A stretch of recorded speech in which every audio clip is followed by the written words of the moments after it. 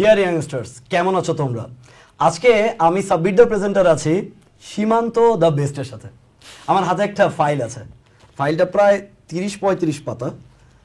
এখানে কিন্তু কারো সম্পর্কে কোনো গল্প লেখা নেই, এখানে শুধু সীমান্ত কোথায় কোথায় ট্রেনিং নিয়েছে এবং তার অ্যাচিভমেন্টস এবং অ্যাওয়ার্ডস সেগুলো লেখা এখানে। অনেক অনেক, এটা 30-35 আমি শেষ করতে পারবো না। আগে আমরা সীমান্তর সাথে কথা বলি। সীমান্ত, কেমন আছো তুমি? একটু আগে ভালো ছিলাম আমি, আসলে খুব ভালো প্রশংসা হ্যান্ডেল করতে হয় না, এতগুলো বললে আসলে।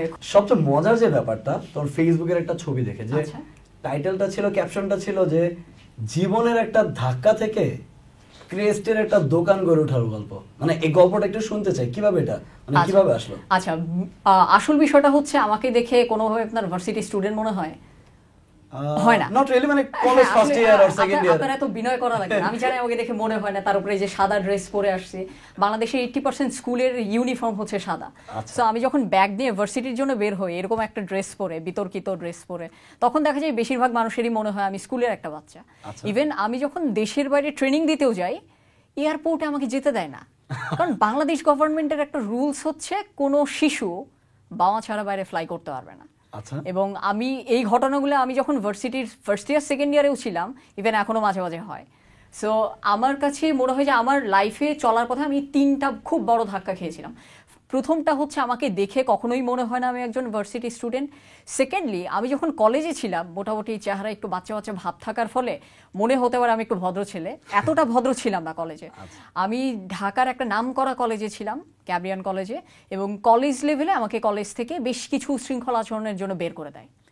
সেটা আমার লাইফের সেকেন্ড বড় ধাক্কা ছিল। এর পরবর্তীতে আমি ইউনিভার্সিটির জন্য আমি ট্রাই করলে আমি জাহাঙ্গীরনগর ইউনিভার্সিটিতে চান্স পাই আইবিএতে। তো আইবিএ এত ভালো একটা সাবজেক্ট, আমার কলেজ থেকে আমাকে বের করে দিচ্ছে, সেখান থেকে এত ভালো সাবজেক্টে চলে আসলাম, নিজেকে একটু ওভাররেটেড মনে করা স্টার্ট করলাম। সেই সময়ে গিয়ে দেখা গেল আমার পড়াশোনার প্রতি একটু অনীহা চলে আসে, আমার ইয়ার ড্রপ চলে আসে। তো ইয়ার ড্রপ আইবিএতে ইয়ার ড্রপ চলে আসে। এটা একেবারে ফার্স্ট ইয়ারেই, যখন থেকে আমার নিজেকে মনে হলো যে আমি আসলে ওভাররেটেড হয়ে গেছি। যে ছেলেটাকে কলেজ থেকে বের করে দিল তার জন্য আইবিএতে চান্স পেয়ে গেছে। সো এই জায়গা থেকে সেগুলো ছিল আমার লাইফের আসলে ধাক্কা।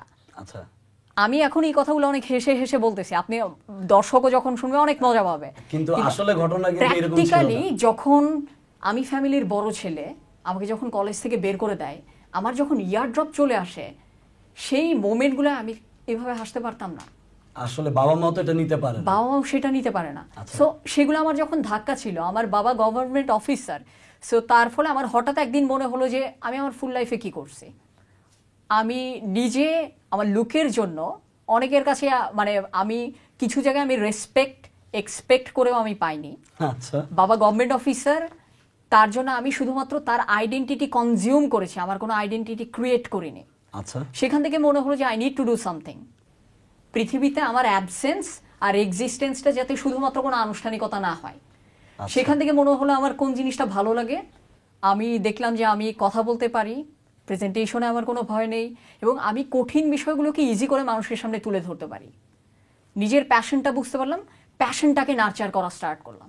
আমি এটা কিন্তু আসলে অনেকে বলে যে who will cry when you die, এটার জন্য হয়তো তুমি অনেক ট্রাই করেছো। আচ্ছা সীমান্ত, এই যে তুমি ধাক্কা খেলে, এর জন্য কি ফ্রেন্ডের কোনো একটা ঘটনা আছে কিনা? মানে আমি জানতে চাচ্ছি স্কুল কলেজ বা ইউনিভার্সিটিতে বন্ধু নির্বাচনে কোনো আসলে আমাদের কোনো কিছু দিক নির্দেশনা, মানে এটার ক্ষেত্রে কোনো দিক নির্দেশনা আছে কিনা? এখানে একটা জিনিস আসলে বুঝতে হবে, আমি আরো যদি পার্সোনাল একটু এক্সপেরিয়েন্স বলি, আমি যখন অনেক ছোট ছিলাম, আমার বাবা যেহেতু গভর্নমেন্ট অফিসার, আমার কোন একটা স্কুল খারাপ লাগলে আমি বাসায় গিয়ে বলতাম, আব্বু আমার স্কুলটা ভালো লাগতেছে না, এই ছেলে আমাকে এটা বলছে, স্কুল চেঞ্জ করে দিত।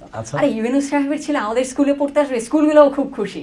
আমি ঘুরে ঘুরে বিভিন্ন স্কুলে পড়তাম, যার ফলে আমি বুঝতে পেরেছি আমার ভিতরে একটা দুর্বলতা ছিল, বন্ধু নির্বাচন কিংবা কিভাবে বন্ধু বানাতে হয়। ধীরে ধীরে আমি যেটা বুঝতে পারলাম, বন্ধু যদি আমি যদি বন্ধু বানাতে চাই, তাহলে আমাকে বেশ কিছু স্কিল ডেভেলপ করতে হবে। প্রথমটা হচ্ছে ডেফিনেটলি আমার অন্য মানুষটাকে বুঝতে হবে। নাম্বার 1 প্রথম জিনিসটা হচ্ছে অন্যকে আমার ঠিক মতো বুঝতে হবে। আমাদের বেশিরভাগ বন্ধুত্ব, এই কোডটা আমার খুব পছন্দের, মানুষ জন্মগতভাবে কথা বলা শিখে, কিন্তু কোথায় কি বলতে হবে শিখতে সারা জীবন লেগে যায়। আমাদের সম্পর্কগুলো আসলে নষ্ট হয়ে যায় ওই যে সারা জীবনেও আমরা যেটা শিখতে পারি না কখন কি বলতে হবে। আপনি নিজেও ছোট দেখবেন একটা কথা আসলে, ছোট একটা কথা কিন্তু সম্পর্কগুলোকে নষ্ট করে দিচ্ছে। মানে a single word is enough to break your heart. Break your heart, আবার sometimes single word is enough to change your life. So মানে এটা নিয়ে ফ্রান্সিস বেকনের একটা কথা আছে, সেটা আচ্ছা, হচ্ছে এটা কি ফ্রান্সিস বেকনের কথা ছিল? আমি জানতাম না। Words can make you love, আচ্ছা আচ্ছা words can make you cry, words can make you fall in love. আচ্ছা, তৃতীয় যে বিষয়টা সেটা হচ্ছে, এটা আমি একটু আমাদের ক্যারিয়ার নেটওয়ার্কিং এর সাথে নিয়ে আসবো। এখন নেটওয়ার্কিং অনেক ইম্পর্ট্যান্ট একটা ওয়ার্ড, সবাই নেটওয়ার্কিং করতে চায়। ইকোনমিক্সে আপনি একটা যদি মোবাইল কিনতে চান, আপনি কখন কিনতে পারবেন?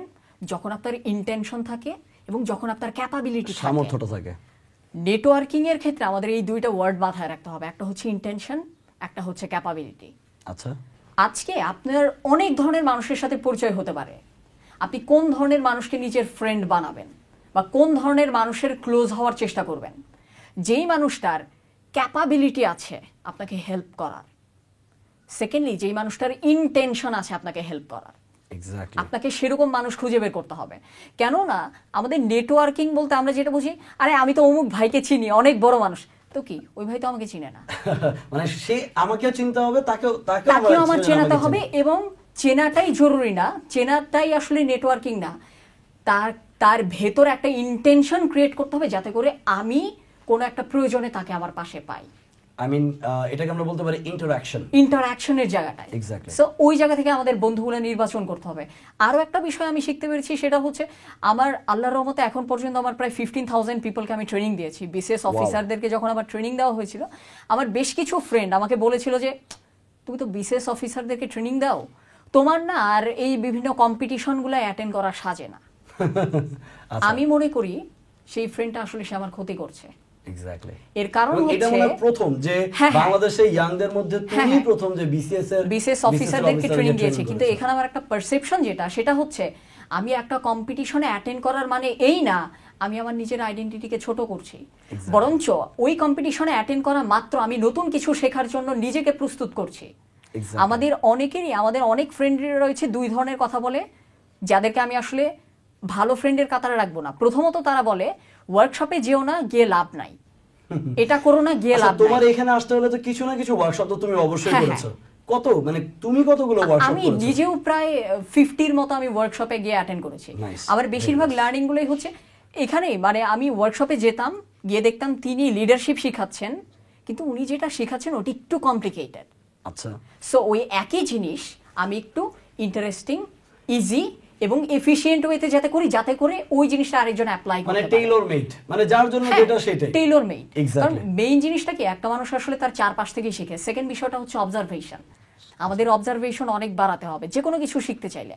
সো আগের যে জায়গাটায় যেতে চাচ্ছিলাম, আমার বন্ধুর দুইটা আমি বলিনি। প্রথমটা হচ্ছে সেই সমস্ত মানুষকে ফ্রেন্ড মনে করা উচিত না যারা আপনার শেখা এই বিষয়টাকে আপনার সেলফ আইডেন্টিটির সাথে কন্ট্রাডিক্ট করে বানিয়ে দেয়।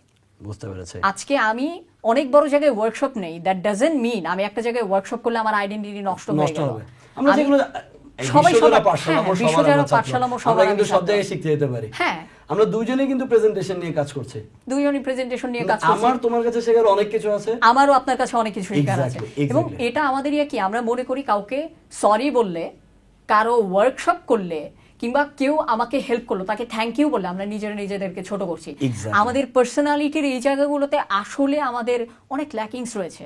এই ওয়ার্ডগুলো আসলে আমাদের রিলেশনশিপকে বিল্ড আপ করে, আমাদেরকে ছোট করে না। লাস্ট প্রশ্ন সীমান্ত, সেটা হচ্ছে প্যাশনের জন্য তুমি কি করো? মানে এটা আমি বলতে চাই যে ইয়াংস্টার যারা ভবিষ্যতে তোমার মতো যারা স্টার হতে চায়, তাদের উদ্দেশ্যে তুমি কি অ্যাডভাইস দিবে? আচ্ছা, আমি একটু এই জায়গাটা একটু চেঞ্জ করে দেব। ভবিষ্যতে যারা স্টার হতে চায়, you are a star, you are already a star. আচ্ছা, আমি এটা বলি, একটা সময় আমার নিজের ইচ্ছা ছিল আমি অনেক বেশি পপুলার হব। আচ্ছা, কিন্তু এখন আমার ওয়ার্ডটা চেঞ্জ হয়ে গেছে। আচ্ছা, পপুলার হওয়ার চেয়ে ইম্প্যাক্টফুল হতে পারাটা বেশি ইম্পর্টেন্ট। আমাদের ইয়াং জেনারেশনে আমরা সবাই পপুলারিটির পিছনে এত বেশি দৌড়াই, সেটার থেকেও বেশি ইম্পর্টেন্ট হচ্ছে ইম্প্যাক্টফুল হওয়া। এবং এই জায়গাটাকে আমরা আসলে এইভাবে যদি ইম্প্যাক্টফুল হওয়া বলতে আসলে কি বোঝায়, আমরা আসলে কোয়ান্টিটি, কত মানুষ আমাকে চেনে, তার চেয়ে বেশি ইম্পর্টেন্ট যেই মানুষটা আমাকে চেনে কত ভালোভাবে তাকে আমি চেনে। কতটুকু ইম্প্যাক্ট ফেলতে পেরেছি। Exactly. আমাদের আসলে কোয়ান্টিটির পেছনে দৌড়ানোর টেন্ডেন্সিটা অনেক বেশি, আচ্ছা। ডেপথে ঢোকার আমাদের মানে প্রবণতার জায়গাটা খুব কম। সো প্যাশনের জায়গাটা হচ্ছে, আমি প্যাশনের আসলে আমি ডেফিনেশনটা আমি অনেকদিন ধরেই পাচ্ছিলাম না। সম্প্রতি ব্র্যান্ড ফোরামের সাথে অবশ্যই আমার শরীফুল ইসলাম ভাইকে ধন্যবাদ দিতে হবে, ধন্যবাদ জানাতে হবে। 7টা বিভাগে তিনি আমাকে সুযোগ দিয়েছেন।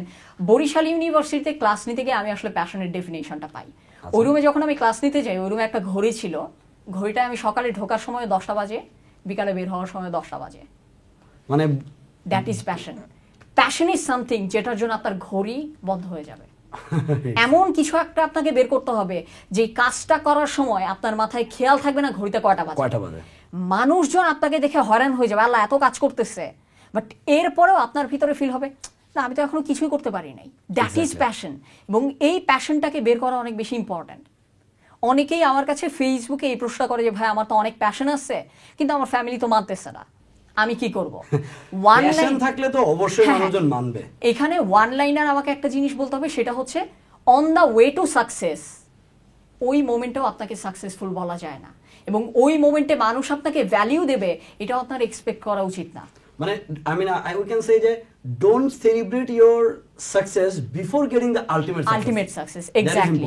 সো এখানে আমরা প্র্যাকটিক্যালি প্যাশন নিয়ে আসলে আমাদেরকে প্র্যাকটিক্যাল হতে হবে।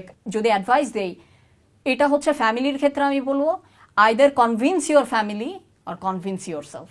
End of the day passion is important, but যেই ফ্যামিলি আমাকে ছোটবেলা থেকে এত দূর বড় করেছে তাদের কথাটাও আমার আসলে মাথায় রাখতে হবে। So at the end of the day passionate হওয়ার সাথে সাথে প্র্যাকটিক্যাল এবং র্যাশনালও হওয়া দরকার, যেটা আমরা অনেক সময় হতে চাই না কিংবা হতে ভুলে যাই। থ্যাংক ইউ সীমান্ত।